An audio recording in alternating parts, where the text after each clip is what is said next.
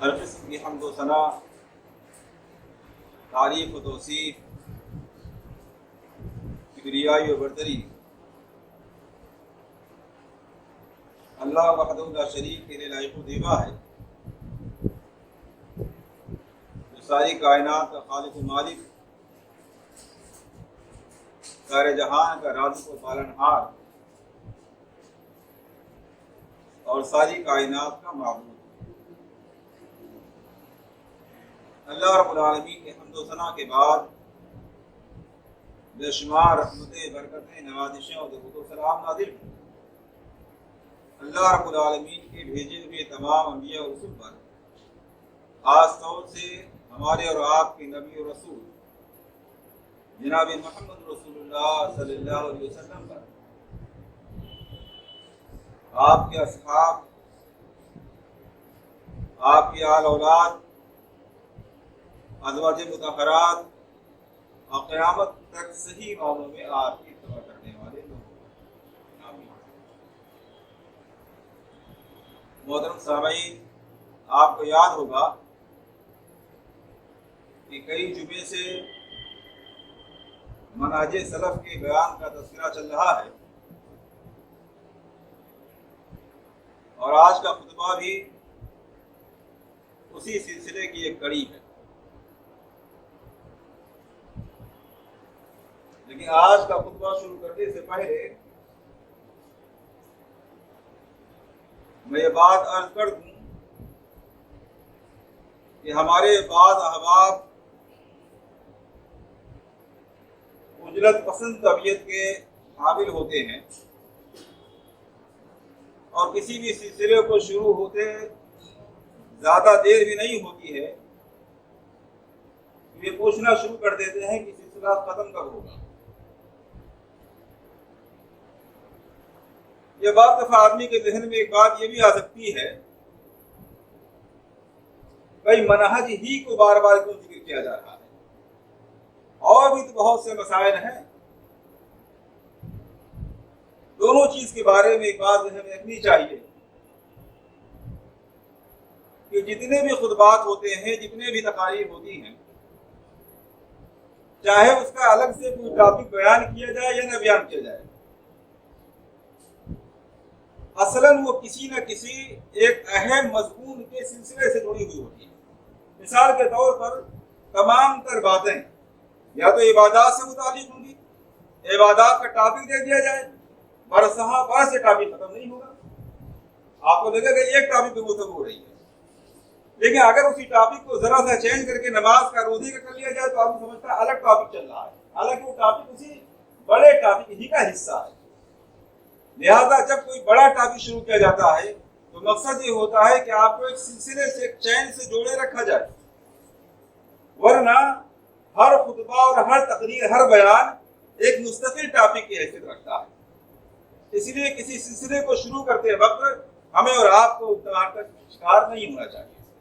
دوسری بات، منہج کو بیان کرنا، اس کی اہمیت کو جاننا یقیناً اتنا ہی اہم و ضروری ہے کہ اس پر مسلسل ذکر ہونا چاہیے، کیونکہ منہج کے بغیر آدمی کی عبادت تو درکنار، اس کا ایمان، اس کی توحید تک مقبول نہیں ہے۔ دنیا کا کون سا ایسا مسلمان ہے جو اپنے آپ کو مومن نہ کہتا ہو؟ کون سا ایسا مسلمان ہے جو توحید کا اقرار کرنے والا نہ ہو؟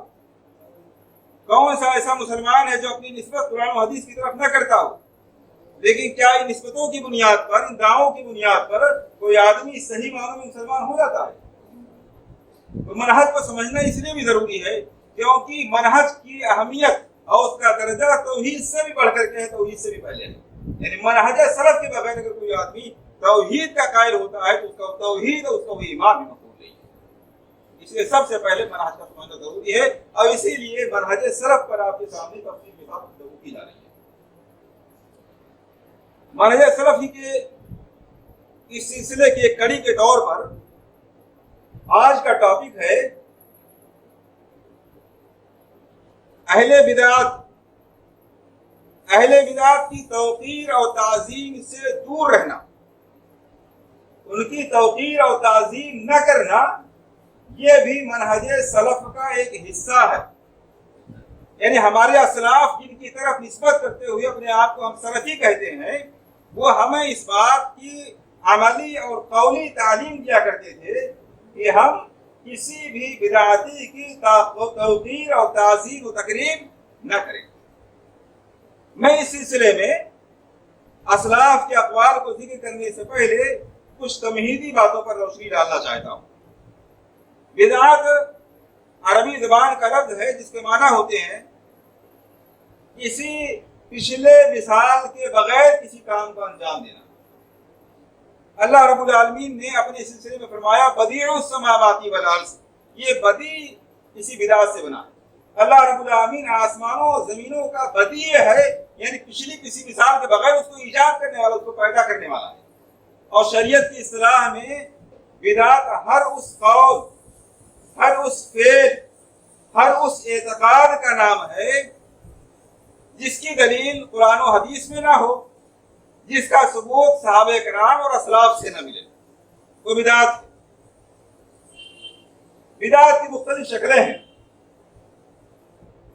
بدعت کبھی عقیدے سے متعلق ہو سکتی ہے، ایمان سے متعلق ہو سکتی ہے، کبھی عمل سے متعلق ہو سکتی ہے، کبھی سیاست سے متعلق ہو سکتی ہے، کبھی منہج سے متعلق ہو سکتی ہے، کبھی صحابہ کرام کے آپسی اختلافات سے متعلق ہو سکتی ہے، کبھی کسی کام کو کرنے سے متعلق ہو سکتی ہے، کبھی کسی کام کو چھوڑنے سے متعلق ہو سکتی ہے۔ بدعت کا دائرہ بہت وسیع ہے۔ ہر وہ کام اور ہر وہ بات جس کا ثبوت قرآن و حدیث سے اور اسلاف سے نہیں ہے، وہ بدعت کے دائرے میں شامل ہے۔ بدعت کی دو قسمیں ہیں، ایک بدعت مکفرہ، ایک غیر مکفرہ۔ ایک وہ بدعت جسے کرنے کی وجہ سے آدمی کفر کے دائرے میں داخل ہو جاتا ہے، ایک وہ بدعت جو عملی بدعت ہے جس کی وجہ سے آدمی کفر میں داخل نہیں ہوتا۔ بدعت کا معاملہ کبیرہ گناہوں سے بھی زیادہ سنگین ہے، کیونکہ گناہ کرنے والے آدمی کو اکثر دفعہ اپنے گنہگار ہونے کا احساس رہتا ہے، اور یہ احساس بعض دفعہ اسے توبہ تک پہنچا دیتا ہے۔ لیکن بدعت کرنے والے آدمی کو قطعاً اپنے بدعتی ہونے کا احساس نہیں ہوتا ہے، بلکہ اپنے آپ کو برحق سمجھتا ہے، اس لیے بدعتی کو عموماً توبہ کی توفیق نہیں ہوتی ہے۔ اسی طرح بدعتی کی بھی دو قسمیں ہیں، ایک وہ بدعتی جو خود کسی بدعت پر عمل کر رہا ہے، اس کی لوگوں کو دعوت نہیں دے رہا ہے، ایک وہ بدعتی ہے جو بدعت کا پرچارک ہے، بدعت کی دعوت دینے والا ہے، لوگوں کو بدعت کی طرف بلانے والا ہے۔ دونوں کے لیے احکام الگ الگ ہیں۔ وہ شخص جو بدعتی ہے اس معنی میں کہ وہ بدعت پر عمل کرنے والا ہے، ایسے شخص سے تو تعلق جوڑے رکھنا چاہیے اور اس کو بدعت سے دور رکھنے کی کوشش کرنی چاہیے، اس کو کتاب و سنت کی تعلیم دینی چاہیے۔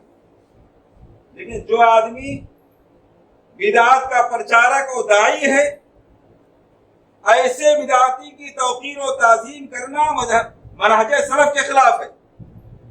ایسے بدعتی سے دور رہنا اور لوگوں کو دور رکھنا اور ایسے لوگوں کی باتوں کو نہ سننا، یہ منہج سلف کا ایک حصہ ہے۔ اب آئیے میں آپ کے سامنے اس تعلق سے اسلاف کے کچھ اقوال ذکر کرتا ہوں۔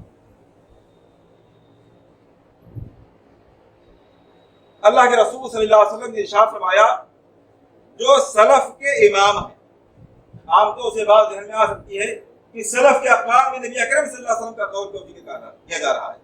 نبی اکرم صلی اللہ علیہ وسلم سلف کے امام ہیں۔ آپ صلی اللہ علیہ وسلم ارشاد فرماتے ہیں، صحیح مسلم کی روایت ہے، یکون فی آخر زمان دجالون کذابون، آخری زمانے میں قیامت کے قریب بہت سے دجال اور بہت سے کذاب پیدا ہوں گے۔ ایک دجال تو وہ ہے جس کو دجال آور کہا جاتا ہے، کانا دجال، تو قیامت کے قریب آئے گا۔ اللہ کے رسول صلی اللہ علیہ وسلم نے اس حدیث میں اس دجال کا تذکرہ نہیں فرمایا ہے۔ دجالون، بہت سے دجال آئیں گے۔ دجال دجل سے بنا، اور دجل کا معنی ہوتا ہے کسی چیز کو دوسری چیز کے ساتھ خلط ملط اور گڑبڑ کر دینے والا۔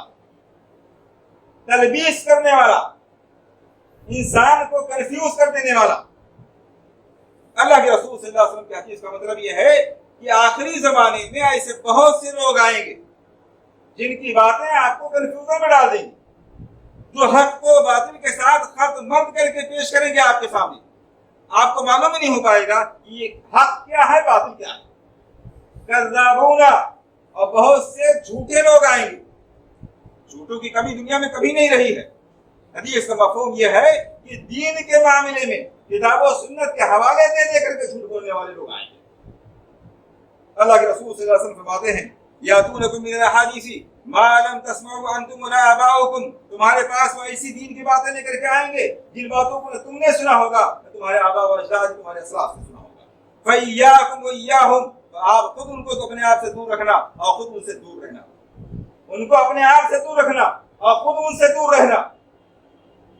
युज़िल्लूनकुम औ युफ्तिनूनकुम, ऐसा न हो कि आप लोगों का उनसे करीब होना या उन लोगों का आपसे करीब होना आपको किसी गुमराही में डाल दे, या आपको आपके दीन के सिलसिले में किसी फितने और किसी आजमाइश में मुब्तला कर दे। ये वही जमाना है जिसके सिलसिले में अल्लाह के रसूल सल्लल्लाहु अलैहि वसल्लम ने तशरीह हुई फरमाई।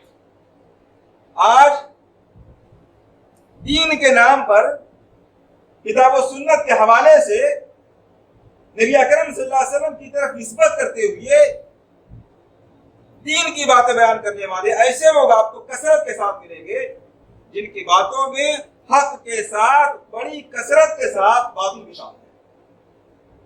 हक और बातिल को खत बंद करके लोगों के सामने पेश करते हैं।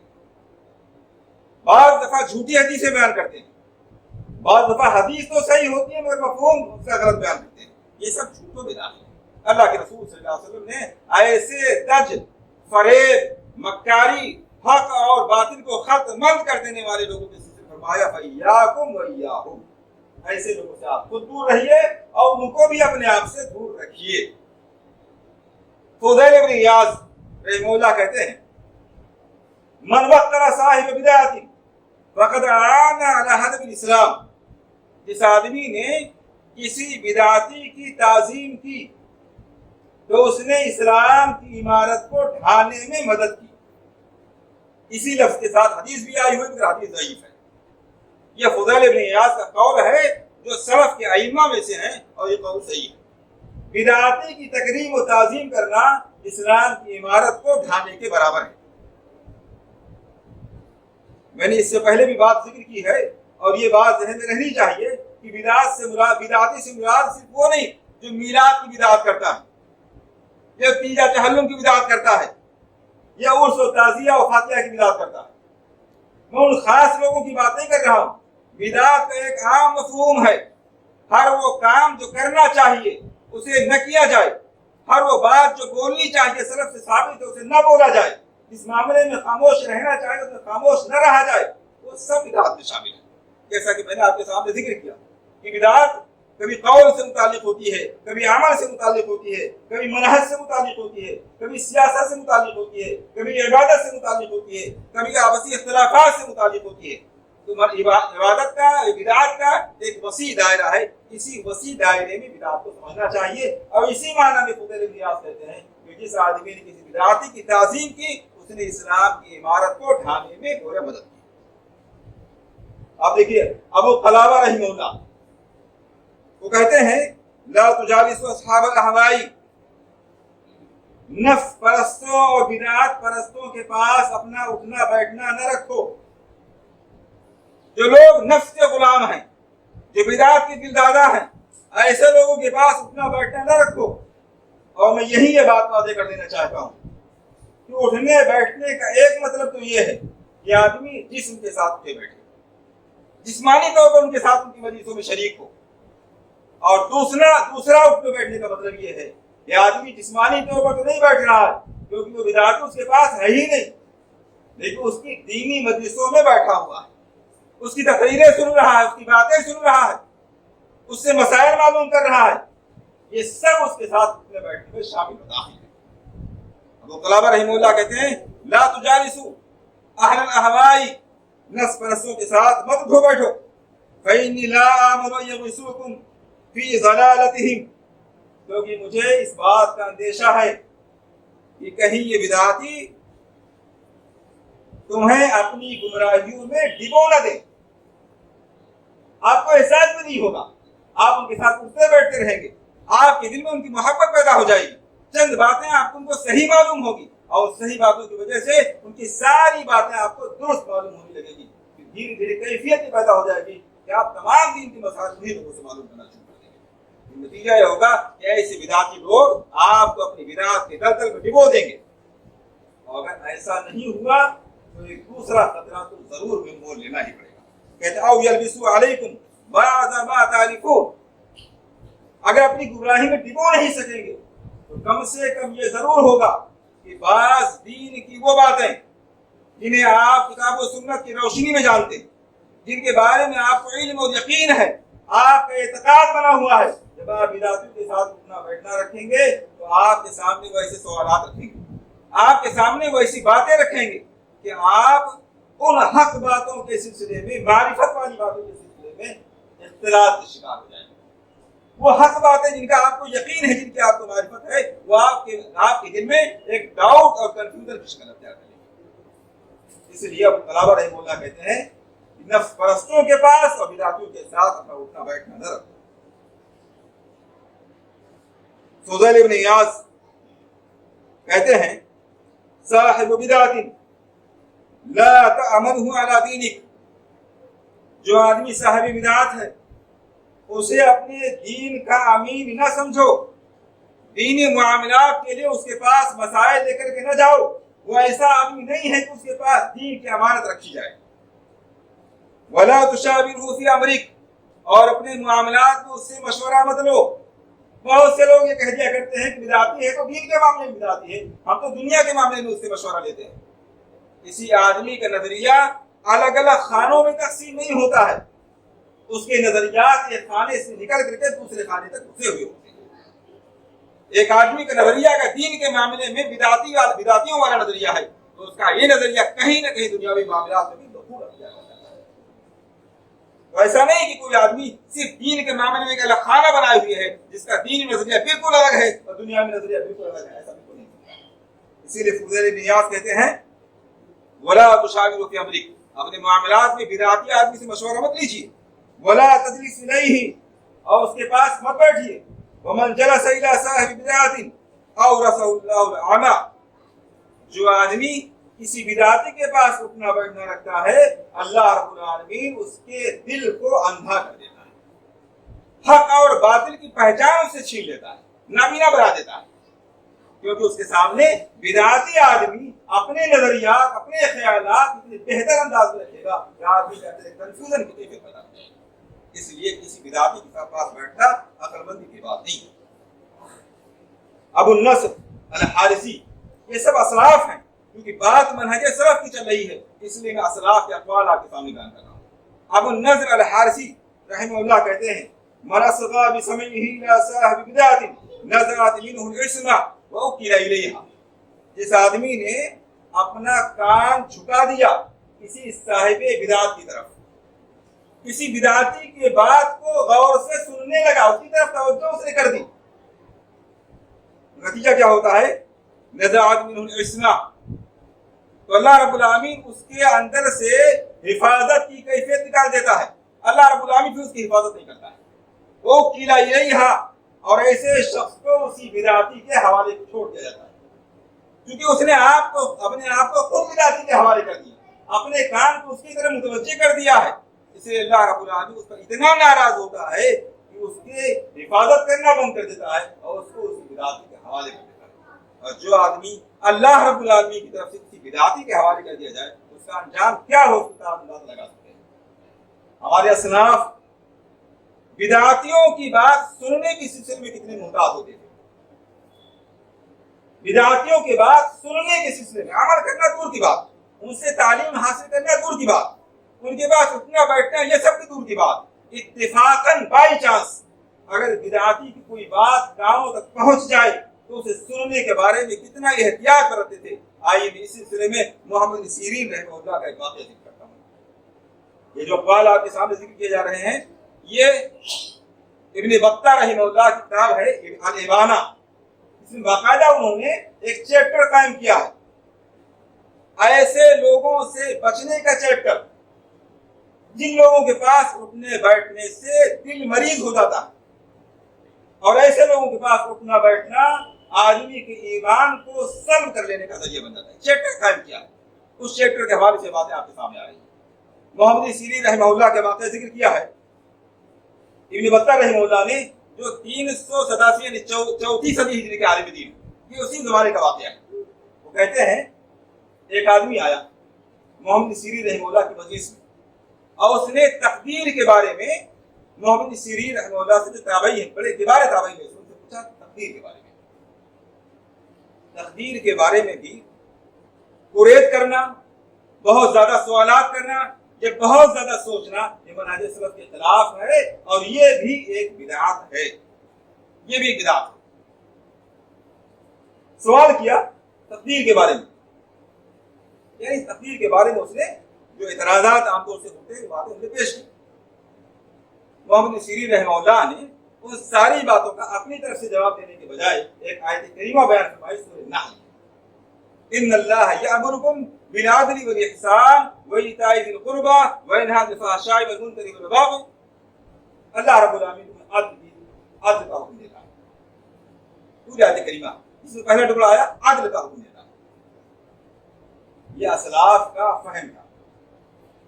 ہم میں سے اکثر لوگ سمجھتے ہیں کہ ہم تو قرآن و حدیث کو ترجمے سے سمجھ جائیں گے۔ میں نے واقعہ آپ کے سامنے ذکر کیا، محمد سیرین رحمہ اللہ کے سامنے تقدیر پر سوال کیا جا رہا ہے، اور وہ جواب میں آیت کریمہ پیش ہے، ان اللہ یأمرکم بالعدل والاحسان، اللہ رب العالمین تمہیں عدل کا حکم دیتا ہے۔ جواب ہو گیا۔ کتنے لوگ سمجھ پا رہے ہیں؟ کتنے لوگ ترجمے کے بعد کتاب و سنت کو سمجھنے والے ہیں؟ غور کیجیے، علم کہاں ہے؟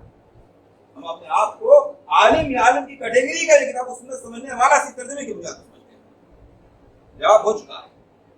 کیوں؟ اس لیے کہ تقدیر پر اعتراض یہ ہوتا ہے کہ جب اللہ رب العالمین نے ایک چیز پہلے سے متعین کر دی ہے تو اس پر سزا دینا ظلم ہے۔ جواب کیا دیا گیا؟ ان اللہ یأمرکم بالعدل، اللہ رب العالمین تمہیں انصاف کا حکم دیتا ہے، اور جو اللہ انصاف کا حکم دیتا ہے وہ خود ظالم نہیں ہو سکتا ہے، اس لیے اس کی تقدیر میں ظلم کا شائبہ نہیں ہو سکتا ہے۔ یہ واقعہ گزر چکا۔ یہ آیت کریمہ پیش کرنے کے بعد وہ سوال کرنے والے آدمی نے پھر اپنے اعتراض کو دہرایا، دوبارہ اپنے اعتراض کو دہرایا۔ محمد سیرین رحمہ اللہ نے اب دوبارہ اس کے اعتراض کا جواب دینے کے بجائے اپنے دونوں ہاتھوں سے اپنے کانوں کو بند کر لیا اور کہا کہ چاہیے کہ یہ آدمی ہمارے مجلس سے چلا جائے، اور اگر یہ نہیں جا رہا تو میں خود اٹھ کے چلا جاؤں گا۔ آخر کار وہ اٹھ کے چلا گیا۔ اس کے جانے کے بعد میں محمد سیرین رحمہ اللہ نے جو بات بیان کی ہے بہت قابل غور ہے۔ ہم میں سے اکثر لوگ یہ سمجھتے ہیں کہ بھائی کسی کے پاس اٹھنے بیٹھنے سے یا کسی کی بات سننے سے کیا فرق پڑتا ہے، تو صحیح ہوگا لے لیں گے، جو غلط ہوگا چھوڑ دیں گے۔ یہ تو بڑی تعصب کی بات ہے کہ کسی کی بات سننے ہی نہ دی جائے، کسی کے پاس بیٹھنے ہی نہ دیا جائے۔ ہمارے پاس بھی تو عقل ہے، صحیح و غلط کی تمیز رکھتے ہیں، جو صحیح ہوگا لے لیں گے، غلط ہوگا چھوڑ دیں گے۔ ہم لوگ میں سے اکثر لوگ یہ بات سوچتے ہیں۔ محمد بن سیرین بہت بڑے عالم کبار تابعین میں سے ہیں، وہ اس قدری تقدیر کے بارے میں سوال کرنے والے آدمی کی بات کو سنتے نہیں ہے، کان بند کر لیتے ہیں، اس کو مجلس سے نکال لیتے ہیں، اور اس کے جانے کے بعد جو بات کہتے ہیں وہ ہم لوگوں کے لیے بہت قابل غور ہے۔ وہ کہتے ہیں ان قلبی لیس بیدی، میرا دل میرے ہاتھ میں نہیں ہے۔ آدمی کیا کہتا ہے؟ صحیح لے لیں گے، غلط چھوڑ دیں گے۔ بات سننے کے بعد کانوں سے ہو کر کے دل تک پہنچ جاتی ہے، اور دل انسان کے اختیار میں نہیں ہے۔ ان قلبی لیس بیدی، میرا دل میرے اپنے ہاتھ میں، میرے اپنے اختیار میں نہیں ہے۔ وَإِنِّي لَا آمَنُ مِنْ أَنْ يَبْعَثَ فِي قَلْبِي شَيْءً لَا أَقْدِرُ أَنْ أُخْرِجَهُ مِنْهُ، اور مجھے اس بات کا اندیشہ ہے، میں بے خوف نہیں ہوں اس بات سے کہ یہ تقدیر کے بارے میں سوال کرنے والا آدمی کوئی ایسی بات میرے دل میں ڈال دے کہ میں اسے نکالنا بھی چاہوں تو نہ نکال سکوں۔ ایسا ہوتا ہے، بعض دفعہ ایسا ہوتا ہے، آدمی شک کی کوئی بات دل میں ڈال دیتا ہے، ہم اس کی طرف تو نہیں ہو جاتے، اس کے گروہ میں شامل تو نہیں ہو جاتے، لیکن وہ بات ہمارے دل میں کہیں نہ کہیں گھر کر جاتی ہے۔ मुनकिर हदीस की कोई बात सुन ले, किसी शिया की कोई बात सुन ले, किसी ईसाई की कोई बात सुन ले, हम उसके गिरोह में तो शामिल नहीं हो जाते, मुनकिर हदीस से शिया नहीं बन जाते हैं। बात ऐसा होता है कि उसकी बात हमारे कानों से उतर के दिल तक पहुंच जाती है, हम उसे निकालना भी चाहते तो निकाल नहीं पाते। इसलिए अपने कानों की हिफाजत कीजिए, क्योंकि कानों पर आदमी का अख्तियार है, दिल पर आदमी का अख्तियार नहीं। अपने दिल तक कोई भी ऐसी बात न पहुंचने दीजिए जो खिलाफ शरीयत हो। वकाना हब्बु इलैया अल्ला अस्मा कलामहु असलन, इसलिए मेरे नजदीक यही ज्यादा पसंदीदा हुआ कि मैं इस शख्स की कोई बात ही न सुनूं। ऐसा हो सकता है कोई बात मेरे दिल पे डाल दे जिसे मैं निकाल न सकूं, इसलिए मैंने सोचा कि मैं इसकी कोई बात ही नहीं सुन सकता। इतने मुहताज होते थे किसी बिदाती की बात को सुनने के सिलसिले में बड़े बड़े उलमा और किबार ताबईन। देखिए आप मोहम्मद बिन इसहाक रहमहुल्लाह, वो कहते हैं ला तुमक्किन साहिब बिदा मिन समइक फयसुब फीहा मा ला तक़दीर अन तुखरिजु मिन क़ल्बिक, अपने कान को किसी बिदाती के हवाले मत कीजिए, किसी बिदाती की बातों को बस सुनिए, क्योंकि इस बात का अंदेशा है कि कहीं वो आपके दिल में ऐसी बात न डाल दे जिसे आप निकाल न सकें। इसलिए आदमी को चाहिए कि अपने कान की हिफाजत करे, किसी भी बिदाती आदमी की बात न सामने सुने न पीछे सुने, न उसकी मजलिस में शिरकत करे, न उसकी तकरीर सुने।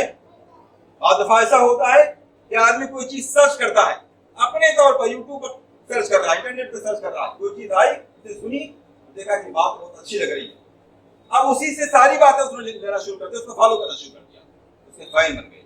ये फैन बनना तहकीक से पहले बहुत खतरनाक है, बहुत खतरनाक है।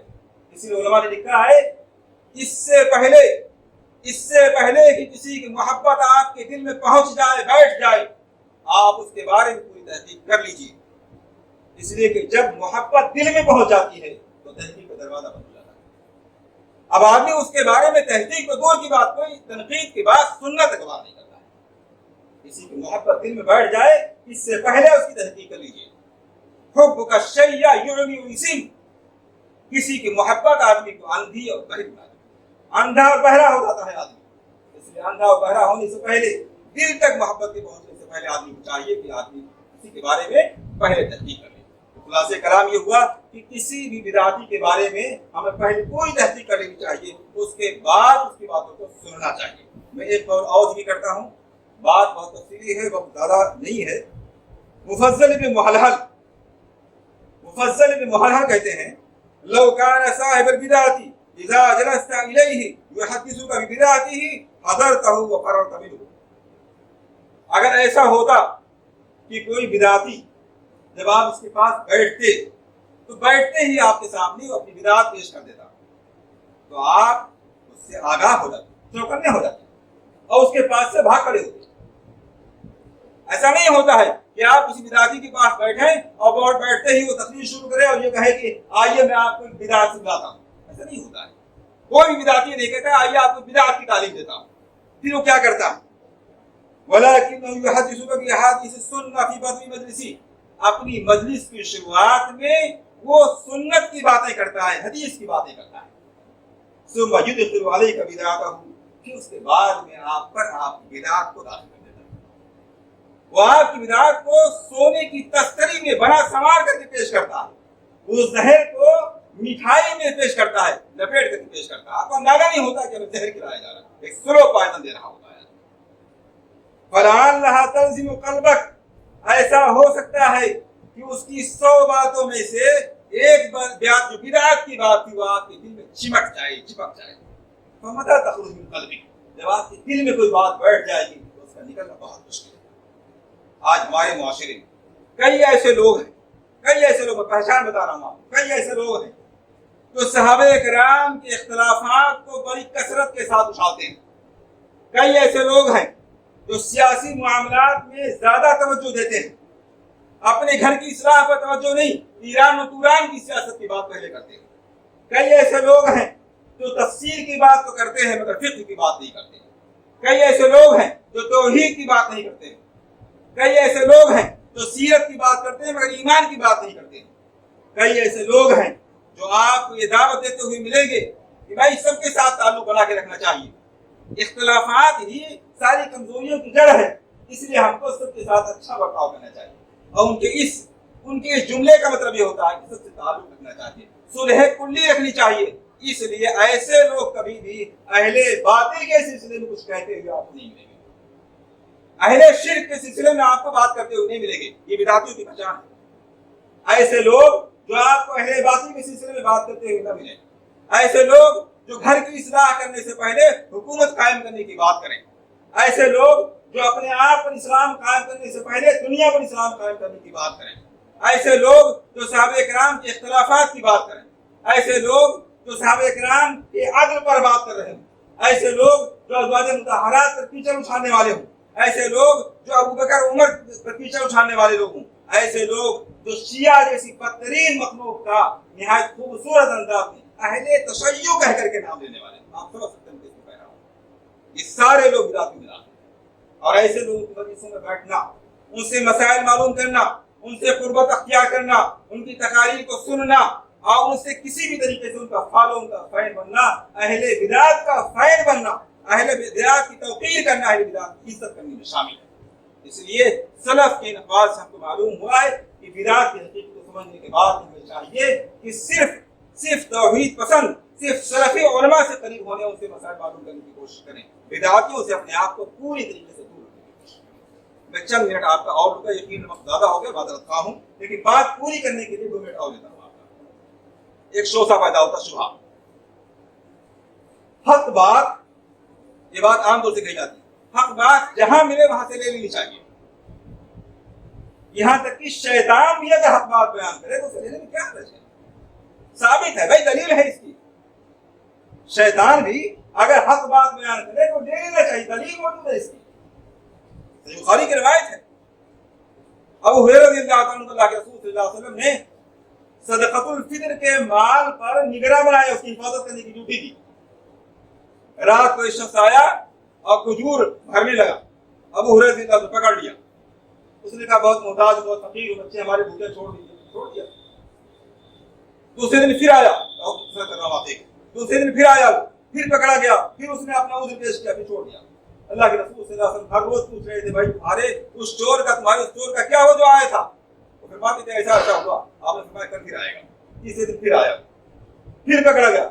अब हुरैरा ने कहा अब की बात नहीं छोड़ूंगा, लेके चलूंगा अल्लाह के रसूल सल्लल्लाहु अलैहि वसल्लम। उसने कहा मैं आपको एक बात बताता हूँ, शायद अल्लाह रब्बुल आलमीन आपको इससे नफा पहुंचाए। आप मुझे छोड़ दे, मैं आपको एक बात बताता हूँ। बताओ क्या बता दे? कहा अगर आप बिस्तर पर जाने से पहले आयतल कुर्सी पढ़ लिया करें तो अल्लाह रब्बुल आलमीन की तरफ से आपके लिए एक मुहाफिज मुकर्रर कर दिया जाएगा और पूरी रात कोई भी शैतान आपसे करीब नहीं आ सकेगा। छोड़ दिया गया। अबू हुरैरा रज़ियल्लाहु अन्हु सुबह आते हैं अल्लाह के रसूल सल्लल्लाहु अलैहि वसल्लम के पास, इस वाक़े को बयान करते हैं। आप सल्लल्लाहु अलैहि वसल्लम ने सदक़का व हुवा कज़ूब। अबू हुरैरा, ये जानते हो जो तुम्हारे पास 3 दिनों से आ रहा था वो कौन था? ज़ाका शैतान, वो शैतान था जो आ रहा था तुम्हारे पास। सदक़का व हुवा कज़ूब, उसने बात तो सच्ची कही है मगर वो खुद बहुत बड़ा झूठा है। देखिए अल्लाह के रसूल सल्लल्लाहु अलैहि वसल्लम की हदीस से बात साबित है कि शैतान भी कोई बात कहे और अगर वो सही है तो उसे ले लेनी चाहिए। इस तरह से कंफ्यूजन ऐसे पैदा होता है। हम इस कितने लोग सोच रहे होंगे, यकीनन तरीक हो रही है भाई, बुखारी की रिवायत है। कंफ्यूजन किस तरह से पैदा किया जाता है? मगर क्या इस रिवायत से बात मालूम होती है कि हक बात जिससे भी मिले उससे बगैर तहकीक के ले लिया जाए, उसको अपना मस्ताद बना लिया जाए?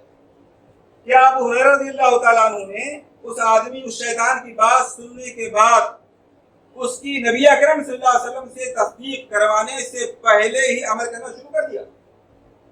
ऐसा हुआ? नहीं हुआ। इसका मतलब क्या हुआ? अगर कोई अजनबी आदमी जिसकी तहकीक आपको नहीं है, वो आपसे कोई दीन की बात बयान कर रहा है, तो उस पर अमल करने से पहले आप उसकी उलमा से तस्दीक करवा लें, उसकी तहकीक कर लें।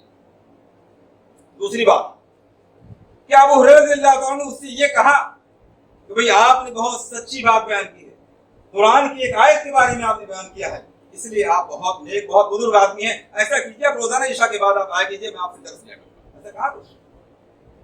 آپ کو میں اپنا استاد بناتا ہوں, آپ کے درس میں بیٹھنا چاہتا ہوں, روزانہ آیا کیجیے. آپ نے ابو ہریرہ رضی اللہ تعالیٰ عنہ نے شیطان کو, جبکہ معلوم نہیں تھا کہ وہ شیطان ہے, اپنا استاد بنایا نہیں بنایا نا. معلوم کیا ہوا, کسی اہل باطل کی, کسی بدعاتی کی اچانک کوئی بات آپ کے سامنے آ جائے اور وہ حق ہے تو اس کی تحقیق کر لینے کے بعد تسلیم کر لینے میں کوئی حرج کی بات نہیں. اس کی تحقیق کرنے کے بعد اس کو تسلیم کرنے میں کوئی حرج کی بات نہیں ہے, لیکن تحقیق کے بعد. دوسری بات, کسی کی بات اچانک سامنے آ جائے, تحقیق کر کے اس کو لے لینا ایک دوسری بات ہے. اب کسی کو اپنا استاد بنا لینا, اپنا معلم بنا لینا, اس کے پاس اٹھنا بیٹھنا ایک دوسری بات ہے. لہذا ابو ہریرہ رضی اللہ عنہ کی حدیث سے بات نہیں معلوم ہوتی ہے کہ شیطان کو یا بدعاتی کو اپنا استاد بنایا جائے. تیسری بات, اللہ کے رسول صلی اللہ علیہ وسلم نے فرمایا صدق کا, اس نے صحیح کہا, سچ کہا ہے, مگر وہ خود جھٹلا ہے. معلوم کیا ہوا, اگر کسی بدعاتی کی تعریف بھی کرنی پڑ جائے, کسی بدعاتی کی کسی سچی بات کی تصدیق بھی کرنی پڑ جائے, تو اس کے سلسلے میں نبی اکرم صلی اللہ علیہ وسلم کی حدیث ہمیں بتلاتی ہے کہ صرف اس کے کام کی تعریف کر کے خاموش نہ ہو جائے. بعض دفعہ ایسا ہوتا ہے, ہمیں دکھائی پڑتا ہے کہ یہ فلاں جماعت ہے جس میں جانے والے لوگ پہلے تو شرابی تھے, کبابی تھے, ایسے تھے, ویسے تھے, اب تو بڑے دیندار متقی پرہیزگار بن گئے ہیں, نماز روزے کے پابند بن گئے ہیں. بعض جماعتوں کو ہم دیکھتے ہیں بڑے خدمت خلق کرنے والے لوگ ہیں, سوشل ورک کرنے والے لوگ ہیں, ہم ان کی تعریف کرنے لگتے ہیں. یقیناً یہ کام تعریف کے ہیں, لیکن اللہ کے رسول صلی اللہ علیہ وسلم کی حدیث بتاتی ہے کہ ایسے موقع پر ہمیں تعریف کر کے خاموش نہیں ہونا چاہیے. آپ نے ایسا نہیں فرمایا صدقہ کا, اس نے سچ کہا اس کی بات لے لو, نہیں. وَهُوَ كَذُوبٌ, اس کے اندر خرابی پائی ہے, جھوٹا ہے. اگر آئندہ کوئی بات آپ سے بیان کرے تو آپ ضرور تصدیق کر لینا, اس کا اپنا استاد بنانا. اس لیے جب بھی کسی کی تعریف کرنے کی بھی ضرورت پڑ جائے تو ضروری ہے کہ اس کے بدعاتی عقائد کو, اس کی خرابیوں کو, اس کی شرکیات کو, اس کی کفریات کو, اس کے عقائد کو واضح طریقے سے بیان کر دیا جائے تاکہ اس کی چند خوبیوں کو دیکھ کر کے آدمی دھوکے میں مبتلا نہ ہو جائے. خلاصہ یہ ہوا کہ صحیح بخاری کی یہ روایت جس کی وجہ سے بظاہر یہ معلوم پڑتا ہے کہ کسی کی بات لے لینی چاہیے, یہ حدیث ہمیں بتلاتی ہے کہ ہر ایک کی بات یوں ہی نہیں لینی چاہیے اور کسی کو استاد بغیر تحقیق کے خطا نہیں بنانا چاہیے. لہذا کسی بدعاتی کی توقیر کرنا, اس کی تعظیم کرنا, اس کی مجلس میں بیٹھنا, اس سے دین کے مسائل معلوم کرنا, اس کا فین بننا, اس کو فالو کرنا, یہ ساری چیزیں منہج سلف کے خلاف ہیں. ایسا کرنے والا آدمی منہج سلف سے بہت دور سلفیت کے خلاف والے راستے پر جا رہا ہے. ایسا آدمی سلفی نہیں ہو سکتا ہے. جو آدمی قرآن و حدیث کو صحابہ کرام اور اسلاف کے فہم سے ہٹ کر سمجھنے کی کوشش کرے وہ آدمی سلفی نہیں ہو سکتا ہے. وہ اپنے نام کے آگے ٹائٹل کتنا ہی کیوں نہ لگائے. بہرحال ہم کو چاہیے کہ منہج سلف کو سمجھیں اور اس پر عمل کرنے کی کوشش کریں. اللہ رب العالمین سے دعا ہے کہ ہمیں کتاب و سنت کو منہج سلف کے مطابق سمجھنے کی توفیق عطا فرمائے.